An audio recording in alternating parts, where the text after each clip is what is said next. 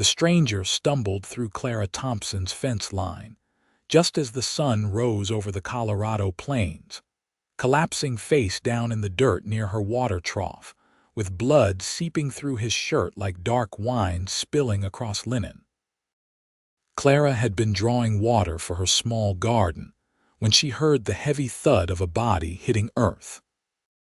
Her first instinct was to run back inside her modest homestead and bolt the door, but something about the way the man lay there, utterly still except for the shallow rise and fall of his shoulders, made her hesitate. She was 20 years old and had been living alone on this patch of land outside Colorado City since her father died 6 months prior, and she knew better than most women her age what desperation looked like. She approached cautiously, her hand gripping the handle of the bucket so hard her knuckles went white. The man was tall, she could tell even with him sprawled on the ground. Dark hair curled at the nape of his neck beneath a dusty hat that had fallen off when he collapsed.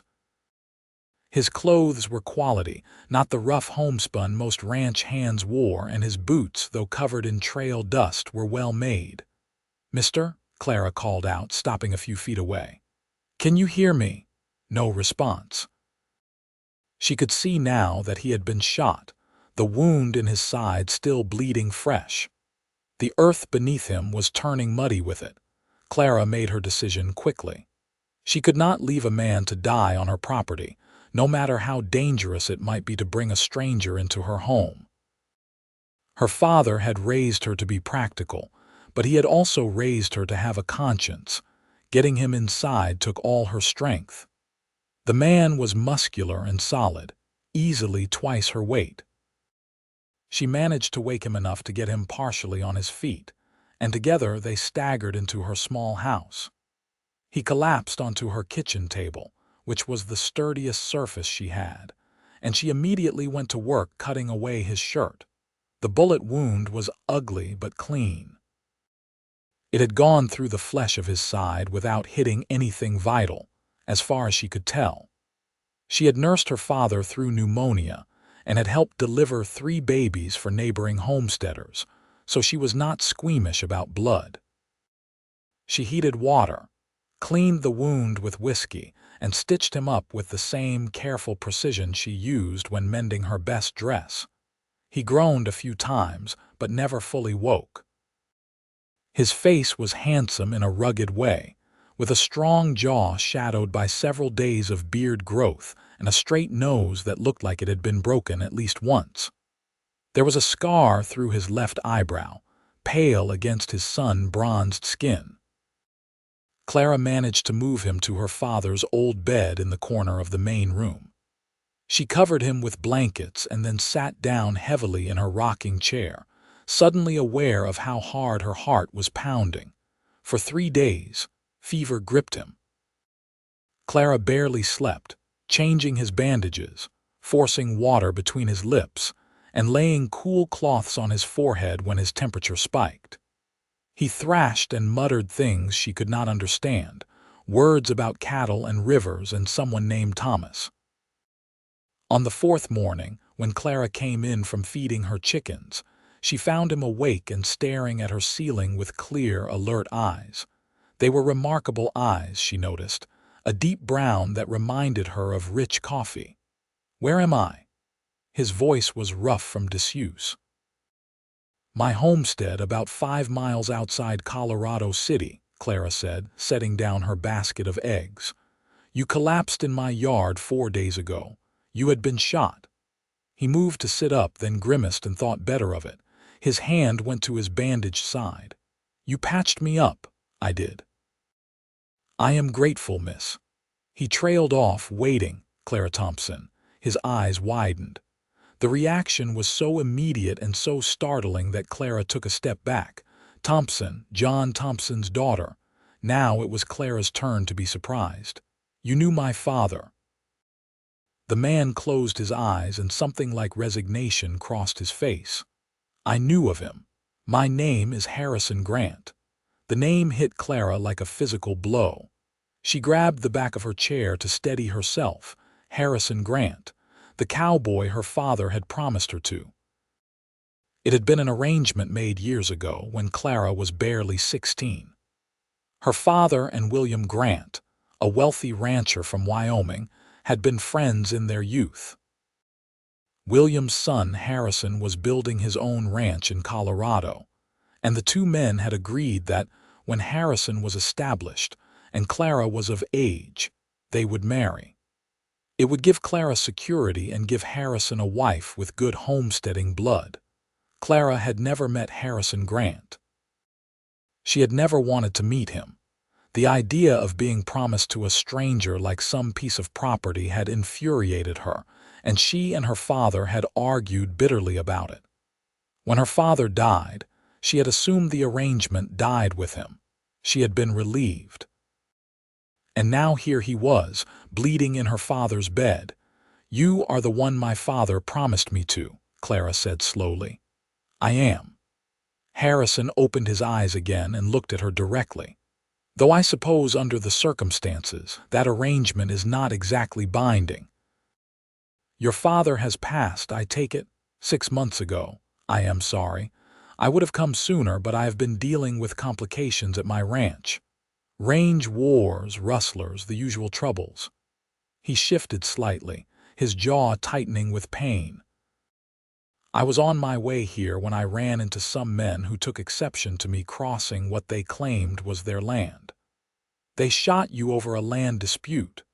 It is a bit more complicated than that, but essentially yes."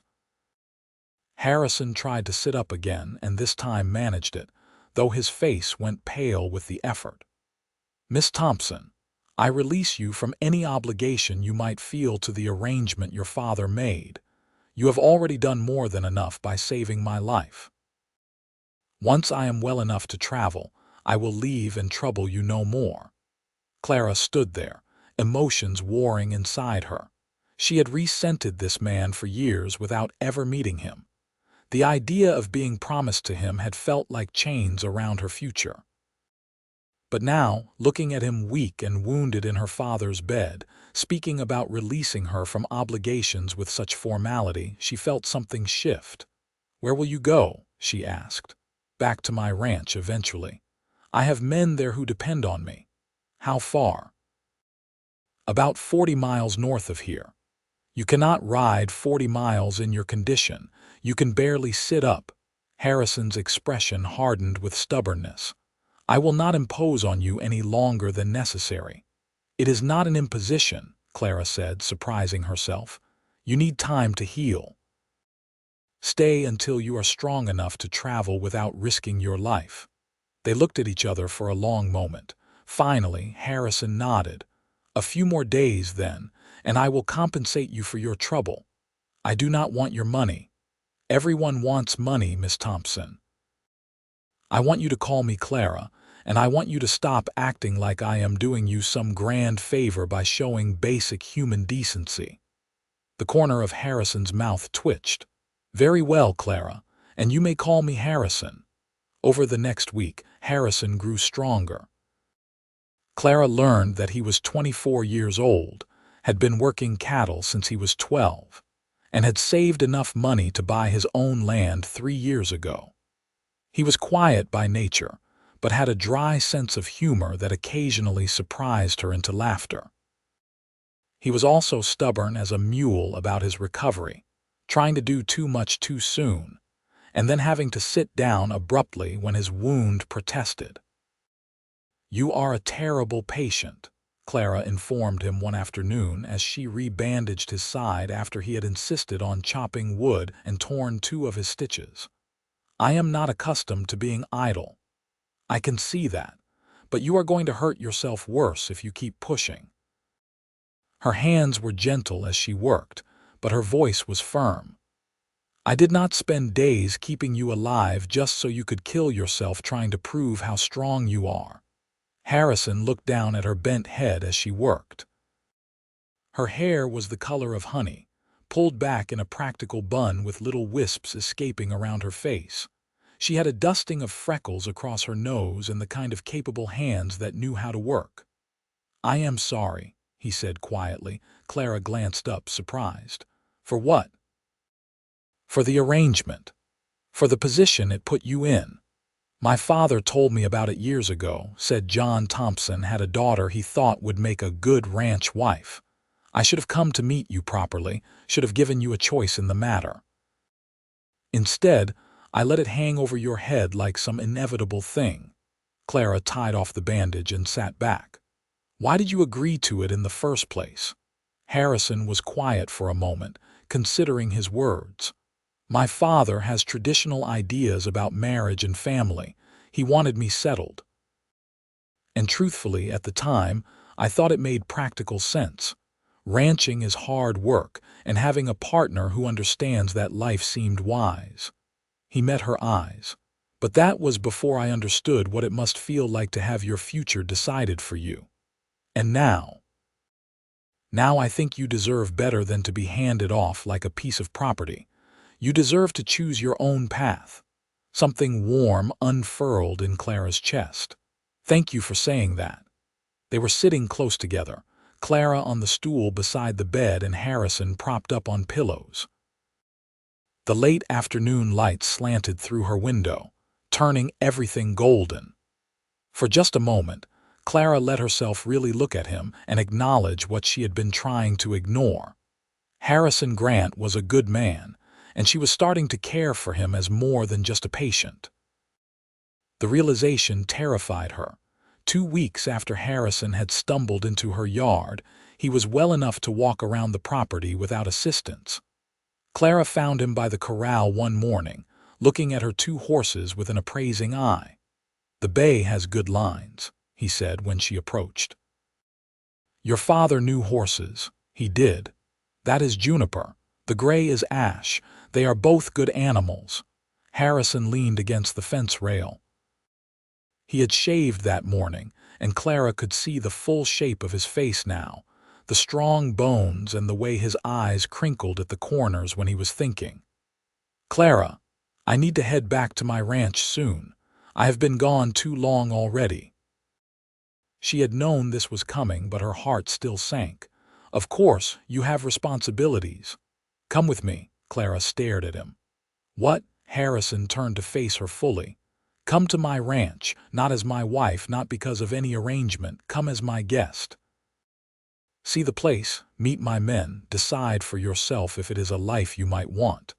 And if it is not, I will bring you back here or take you anywhere else you want to go. No obligations. Harrison, I cannot just leave my homestead. Why not? I am not suggesting you abandon it. I can have a couple of my men come watch over it while you are gone. Or you can sell it and have your own money, your own independence, no matter what you decide about me. Clara's mind was racing. The practical part of her knew that keeping up this homestead alone was becoming increasingly difficult. She had managed so far, but winter was coming, and there were repairs she needed to make that required more strength than she had. The more she thought about Harrison's offer, the more she realized he was giving her exactly what he had said, a choice. Why do you want me to come? She asked. Harrison took a breath. When he spoke, his voice was honest in a way that made her chest tight.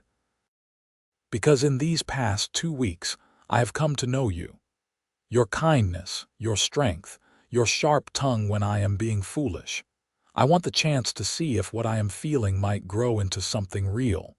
And I want you to have the same chance without the shadow of obligation hanging over it. Clara felt heat rise in her cheeks. And what are you feeling? He stepped closer to her, and she could smell the clean scent of the soap he had used. Something I did not expect. Something that makes me think maybe my father was wiser than I gave him credit for, even if his methods were flawed. They stood there in the morning sunshine, the sounds of the chickens and the horses around them, and Clara made another decision. I will come, for a visit, to see your ranch and decide for myself. The smile that crossed Harrison's face was like sunrise breaking. It took 3 days to prepare. Harrison sent word to his ranch through a traveling merchant, and true to his word, 2 of his ranch hands arrived to watch over Clara's property. They were weathered men in their 40s, polite and professional, and they treated Clara with respect that put her at ease. Clara packed her belongings carefully, taking her mother's quilt and her father's pocket watch, the few dresses she owned, and the practical items she might need. As she worked, she felt a mixture of excitement and terror. She was leaving the only home she had ever known to travel to the ranch of a man she had met less than a month ago. But she was also, for the first time in her life, making a choice entirely her own. They left on a cool October morning in 1878, with Harrison on a horse he had borrowed and Clara on Juniper. Harrison was still recovering. She could see it in the way he moved carefully in the saddle, but his strength was returning daily. They kept an easy pace, and Harrison pointed out landmarks as they traveled. That mesa there, that is where the Cutter gang used to hide out. They are gone now, run out by the territorial marshal last year. And that creek winds all the way up to my northern pasture. Clara drank in the landscape. She had rarely traveled far from her homestead, and the vast openness of Colorado territory amazed her.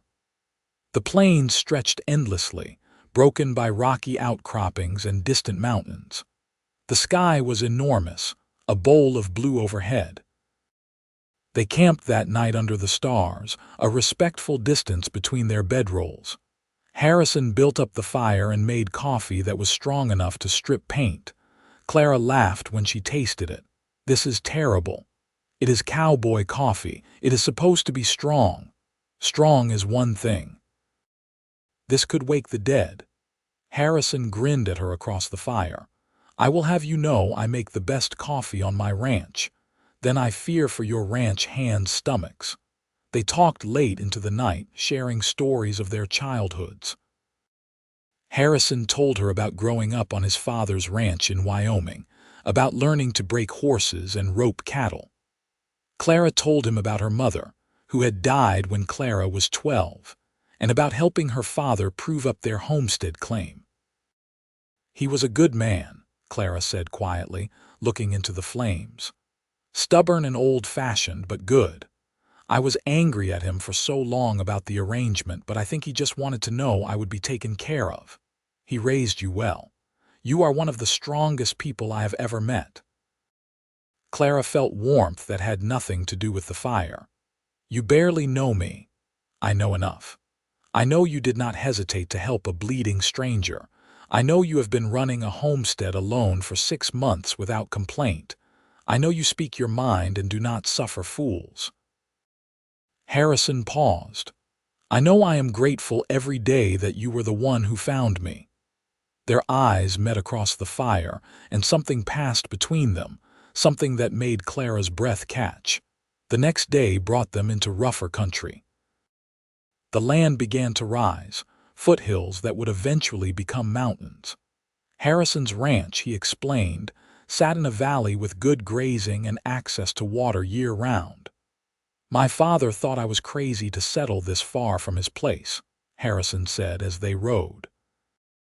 "But I wanted to build something that was mine, not just an extension of his legacy." "I understand that," Clara said. "Sometimes you need to make your own way." They crested a rise in the late afternoon of the second day, and Harrison pulled his horse to a stop. "There," he said, pointing. "That is home." Clara looked down into the valley and felt her breath catch.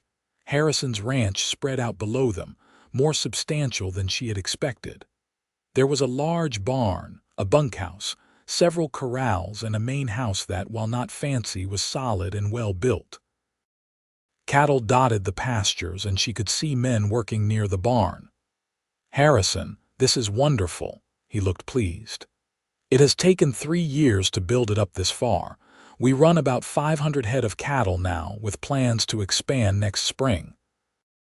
As they rode down into the valley, men began to notice their arrival. By the time they reached the barn, a small crowd had gathered. Harrison dismounted, moving a bit stiffly, and helped Clara down from Juniper. "Boys, this is Clara Thompson," Harrison announced. She is the lady who saved my life and has agreed to visit our humble establishment. I expect you all to be on your best behavior." There were nods and murmurs of greeting. Clara noticed the men looking at her with curiosity, but also with respect. One older man with a thick gray mustache stepped forward. "Good to see you in one piece, boss. We were starting to worry. Thomas, this is Clara. Clara Thomas Moore, my foreman and the man who actually keeps this place running." Thomas touched his hat. "Pleased to meet you, miss. Any woman who can patch up this stubborn fool has my eternal gratitude." Clara liked him immediately. "He is a terrible patient. That I believe." Thomas turned to Harrison. "We have had some trouble while you were gone.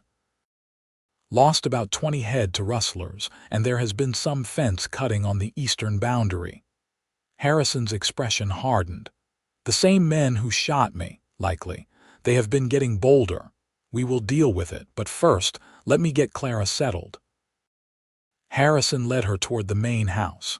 It was larger up close, with a wide porch and windows that let in plenty of light.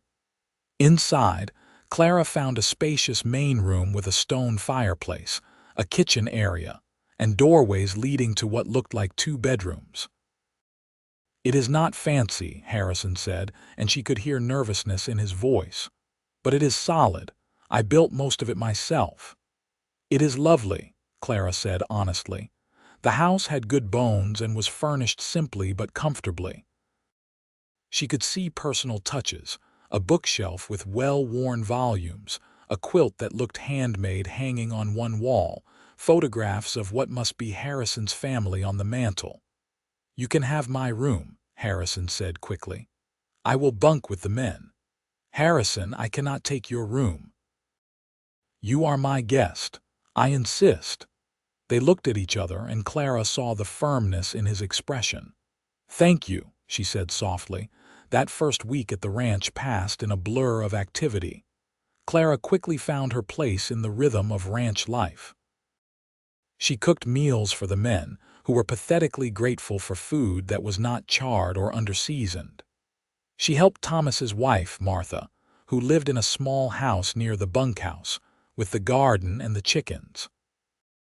She learned the names of all 12 ranch hands and began to understand the enormous amount of work that went into running a cattle operation. And she spent time with Harrison. He showed her the ranch, taking her on rides through the pastures to check on the herds. He taught her the difference between a good cow and a poor one, how to read the land for water and grass. They talked constantly about everything and nothing, and Clara felt herself falling. She tried to resist it. She told herself she was being foolish, that she barely knew him, that this was all happening too fast. But her heart did not listen to logic. One evening, about 10 days after her arrival, Clara was washing dishes when Harrison came in from checking the horses. He looked tired but content, and he poured himself a cup of coffee before joining her at the kitchen basin. "You do not have to do that," he said. "You are a guest. I like being useful. Besides, your men are hopeless at washing dishes. I found beans dried to this plate from 3 days ago." Harrison laughed. Ranch hands are better with rope than soap. They worked in companionable silence for a few minutes, Clara washing and Harrison drying. It felt domestic in a way that made Clara's heart ache. "Clara," Harrison said finally, "I know you have only been here a short time, but I need to tell you something." She looked up at him, her hands still in the soapy water. "I am falling in love with you," Harrison said simply. "I did not mean for it to happen so fast, and I do not want to pressure you, but I cannot keep pretending I do not feel this way. You are everything I did not know I needed. You are strong and kind and smart, and when you laugh, it is the best sound I have ever heard." Clara's heart was pounding so hard she thought he must be able to hear it. "Harrison, you do not have to say anything," he continued. "I just needed you to know. Whatever you decide about staying or leaving, I want you to know that I love you, truly." Not because of any arrangement or obligation, but because of who you are. Clara dried her hands on a towel, her mind racing. She thought about the past weeks, about the way Harrison looked at her, the way he listened when she spoke, the way he never made her feel like she was less because she was a woman. She thought about how her heart lifted when she saw him, how safe she felt in his presence, how right it felt to be here on this ranch with him. "I am falling in love with you too," she said quietly. Harrison's eyes widened. "Truly, truly. It terrifies me, because it is so fast and so unexpected, but yes, I love you, Harrison Grant." He set down the dish he was holding and stepped closer to her. "May I kiss you?" Clara nodded, her breath catching as Harrison cupped her face gently in his rough, calloused hands. He bent his head, and when his lips met hers, it was soft and sweet and perfect. Clara felt warmth spread through her entire body, and she wrapped her arms around his neck, pulling him closer. When they finally broke apart, both breathing hard, Harrison rested his forehead against hers. "Marry me," he whispered. "Not because of what our fathers arranged, but because I love you and I want to spend every day for the rest of my life with you." "Yes," Clara said, laughing through sudden tears. "Yes, I will marry you." Harrison lifted her off her feet and spun her around, both of them laughing like children. When he set her down, he kissed her again, deeper this time, and Clara lost herself in the feeling of being loved and wanted for exactly who she was. They were married 3 weeks later in Colorado City, with Thomas serving as Harrison's best man and Martha standing up with Clara. It was a simple ceremony in the small church, but it felt more real and meaningful than any elaborate wedding could have been. Clara wore a new dress that Martha had helped her sew, pale blue calico with lace at the collar, and Harrison wore his best suit, looking handsome and nervous and so full of love that Clara's eyes kept filling with tears. "I, Harrison William Grant, take you, Clara Rose Thompson, to be my lawfully wedded wife," Harrison said, his voice steady and sure. "I promise to love you, honor you, and stand beside you through whatever life brings. You saved my life, and now I give it to you freely." Clara's voice was thick with emotion when it was her turn. "I, Clara Rose Thompson, take you, Harrison William Grant, to be my lawfully wedded husband. I promise to love you, support you, and build a life with you based on choice and respect and love. You have given me freedom, and I choose to give you my heart." When the minister pronounced them husband and wife, Harrison kissed her so tenderly that several of the ranch hands who had come to town for the wedding whistled and cheered. The reception was held at the ranch, with tables set up outside and food provided by what seemed like every woman in the county. There was music and dancing, and Clara found herself passed from partner to partner as the ranch hands all insisted on a turn. But her eyes kept finding Harrison across the crowd, and every time their gazes met, she felt that warmth in her chest grow stronger. As the sun set and the party began to wind down, Harrison found her by the corral, watching the horses. He wrapped his arms around her from behind, and she leaned back against his chest. "Happy?" he asked. "Very. You, more than I ever thought possible." He kissed the top of her head. "Thank you for taking a chance on a wounded stranger." Clara turned in his arms to face him. The last light of day painted everything gold and pink, and in Harrison's eyes she could see her future reflected back at her. A future full of love and partnership and choice. "Thank you for being worth the chance," she said. He kissed her as the stars began to emerge overhead, and Clara knew she was exactly where she was meant to be.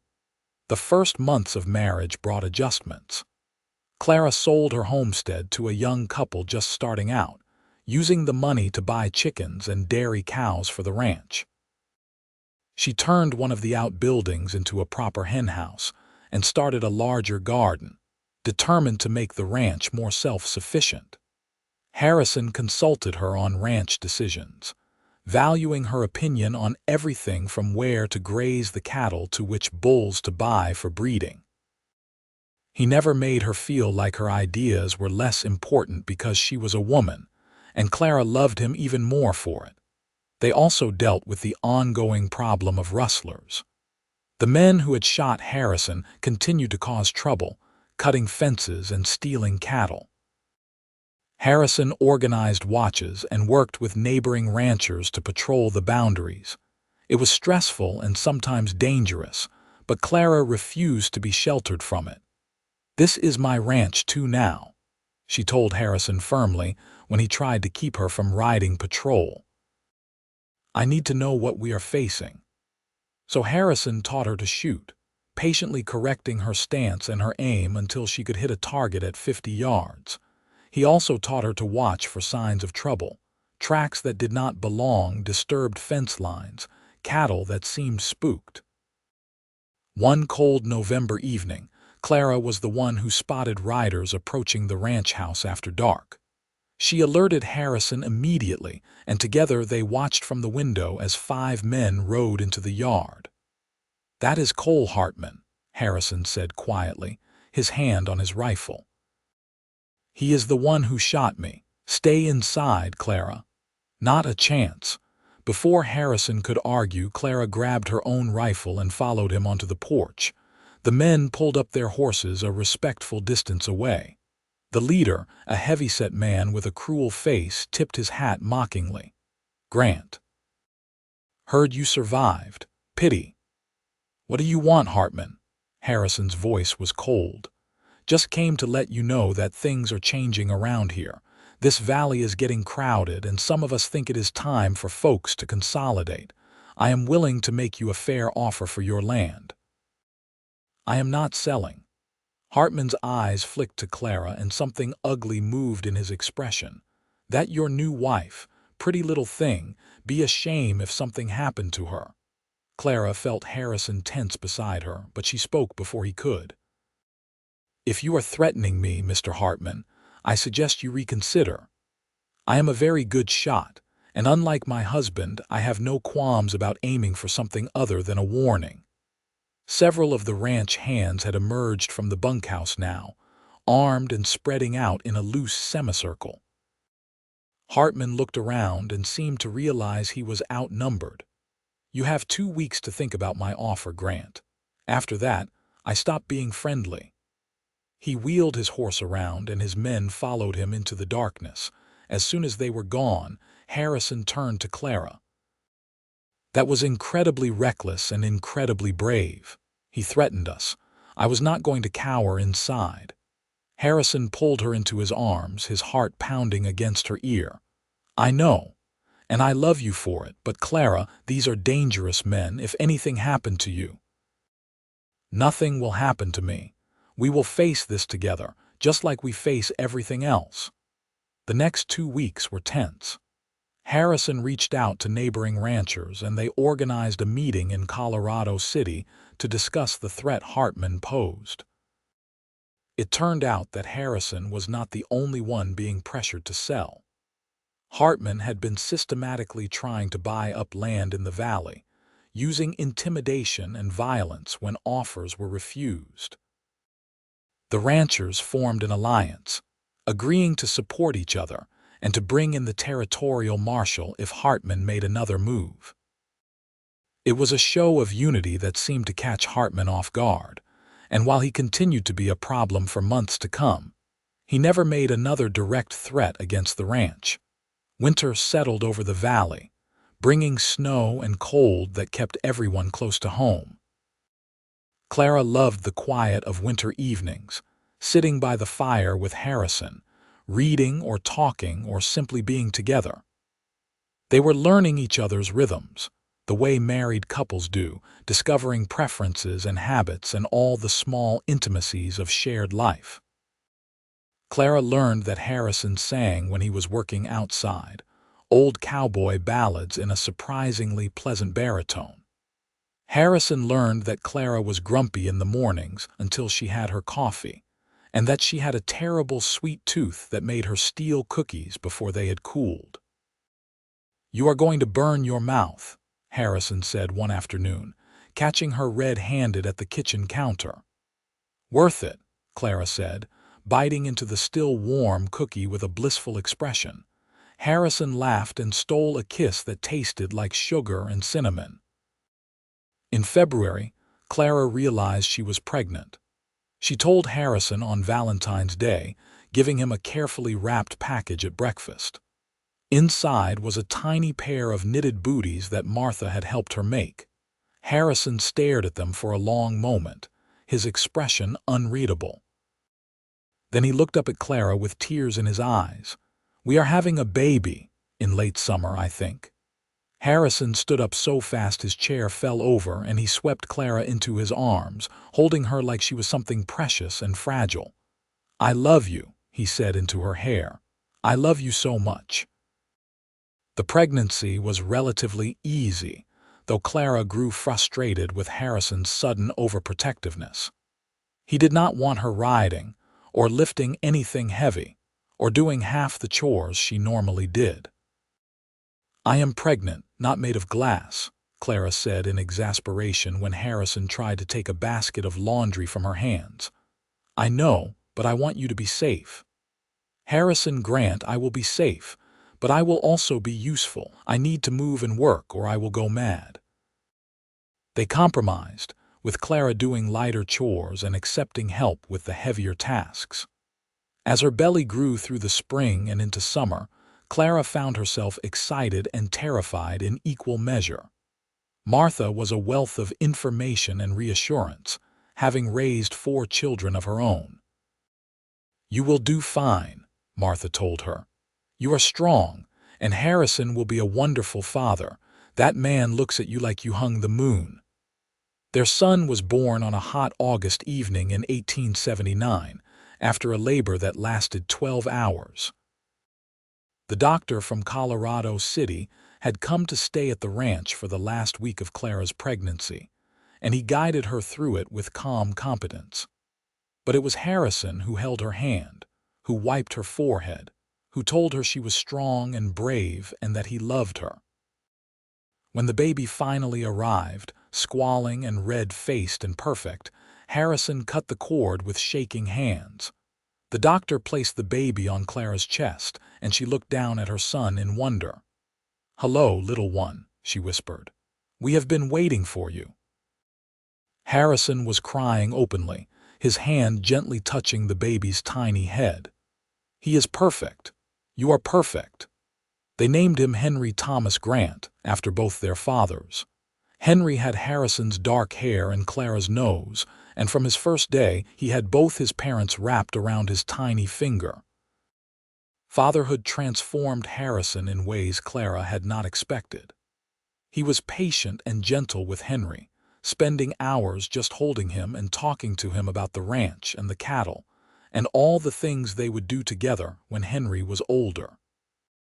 He changed diapers without complaint and walked the floor with a colicky baby in the middle of the night, singing those same cowboy ballads in his low voice until Henry settled. Clara watched him one night, standing in the doorway of Henry's small room as Harrison rocked their son. The lamplight made everything soft and golden, and her heart was so full it ached. "I did not know I could love you more than I already did," she said quietly. "But watching you with him, I do." Harrison looked up at her and smiled. "Come here." Clara crossed the room and leaned against him, and together they looked down at their sleeping son. "We made him," Harrison said wonderingly. "This perfect little person, we made him together. We did, and we will raise him together to be strong and kind and good. Like his mother. Like both his parents." As Henry grew from infant to toddler, the ranch prospered. Harrison and Clara expanded their herd, bought more land, and built a new barn. Clara's garden became legendary in the county, producing more vegetables than they could use, which she sold or traded in Colorado City. She also started breeding chickens, developing a reputation for having the best laying hens in the territory. Henry was 2 when Clara realized she was pregnant again.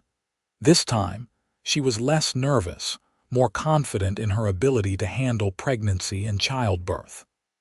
Harrison was just as protective, but had learned to trust Clara's judgment about what she could and could not do. Their daughter was born in the spring of 1882, an easy birth that took only 6 hours. She had Clara's honey-colored hair and Harrison's brown eyes, and they named her Rose after Clara's middle name. "Now we have one of each," Harrison said, holding Rose while Henry climbed onto the bed to see his new sister. "Baby," Henry said, poking Rose's cheek gently. "Yes, this is your sister, Rose," Clara said. "You have to be gentle with her." Henry nodded seriously, then kissed Rose's forehead. "Love baby." Clara felt tears sting her eyes. "Yes, we all love baby." The years passed in a rhythm of seasons and growth. Henry grew into a sturdy boy who followed his father everywhere, learning about cattle and horses and the land. Rose was quieter, more thoughtful, but she had a stubborn streak that reminded Harrison of Clara. "I wonder where she gets that from," he said one evening, watching 5-year-old Rose argue with Henry about the proper way to feed the chickens. "I have no idea," Clara said innocently. Harrison pulled her close, kissing the top of her head. They were standing on their porch, watching their children play in the yard as the sun set. The ranch stretched around them, prosperous and peaceful. "You ever regret it?" Harrison asked. "The way we started, the arrangement." Clara thought about it seriously. "I regret that I did not have a choice at first, but I do not regret where we ended up. You gave me a choice when it mattered, and I chose you. I choose you every day. I choose you too, every single day." When Henry was 8 and Rose was 6, Clara found herself pregnant once more. This pregnancy was harder, and she was sick for the first few months in a way she had not been with the other 2. The doctor advised rest, and for once, Clara listened. The baby, another boy they named James, was born in early 1886.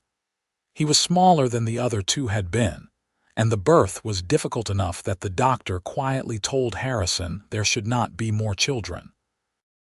Harrison, who had been terrified watching Clara struggle through labor, readily agreed, but James thrived despite his difficult start. He was a happy baby with a sunny disposition, and both Henry and Rose doted on him. Clara recovered slowly but completely, and when she was strong again, she threw herself back into ranch life with renewed energy.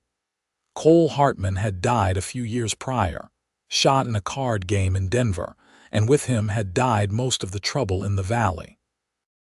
The ranchers who remained had built a strong community, supporting each other through hard times and celebrating together in good years. Harrison and Clara hosted barn dances and helped neighbors with harvests. They became pillars of the community, known for their generosity and their strong marriage. People spoke admiringly of how they worked together, how they consulted each other on decisions, how they clearly loved and respected one another. On their 10th wedding anniversary, Harrison surprised Clara with a trip to Denver. Martha and Thomas agreed to watch the children, and for 3 days, Harrison and Clara did nothing but enjoy each other's company. They stayed in a nice hotel, ate in restaurants, went to the theater, and walked through the city like a courting couple. "This is wonderful," Clara said, holding Harrison's arm as they strolled through a park. "But I miss them already." "So do I. How did that happen?" "When did we become the kind of people who miss their children after only 2 days? When we became parents, I think. It changes everything." That night in their hotel room, Harrison pulled Clara into his arms. "You have given me everything I never knew I wanted," he said. "A home, a family, a partnership. I was just trying to build a ranch, but you helped me build a life." "We built it together," Clara said. "That is what partnerships are." They made love slowly, tenderly, with the ease and familiarity of a decade together, but also with the passion that had never dimmed. Afterward, lying in the dark with Clara's head on his chest, Harrison spoke into the quiet. "I am grateful I got shot," Clara laughed. "That is a strange thing to be grateful for. If I had not been shot, I would have ridden up to your place healthy and whole, and you probably would have sent me packing. You saved my life by nursing me back to health, but you also saved it in every way that matters. You made me better than I was." Clara propped herself up on her elbow to look at him. "You made me better too. You gave me freedom when I expected chains. You loved me for who I am, not who you wanted me to be. That is the greatest gift anyone has ever given me." They kissed, and in the morning they headed home to their children and their ranch and their life together. Henry grew into a young man who loved the land as much as his father did. At 18, he was already an accomplished rancher, with ideas for expanding and improving the operation. Rose, at 16, was interested in breeding horses and had a natural gift for it. James, at 12, was still finding his way but showed signs of inheriting his mother's head for business. Clara was 42, and Harrison was 46 when they sat on their porch one summer evening in 1900, watching their children work with the horses. The ranch had grown to over 2,000 acres, running more than 1,500 head of cattle. They employed 20 men year-round and had become one of the most successful operations in Colorado. "We did well," Harrison said, his hand finding Clara's. "We did. And it is not over yet. We have plenty of good years left. I plan to spend every one of them with you. You better. I did not save your life just to have you wander off." Harrison laughed, and the sound carried across the yard.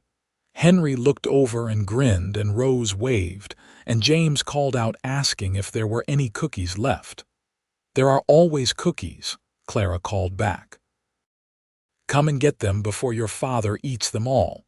"One time," Harrison protested. "I ate all the cookies one time. It was this morning." Their children's laughter mingled with their own, and as the sun set over the Colorado plains, painting the sky in shades of gold and pink and purple, Clara thought about the strange path that had brought her here. A wounded stranger, stumbling into her yard, an arranged marriage she had resented. A choice given freely and made from love.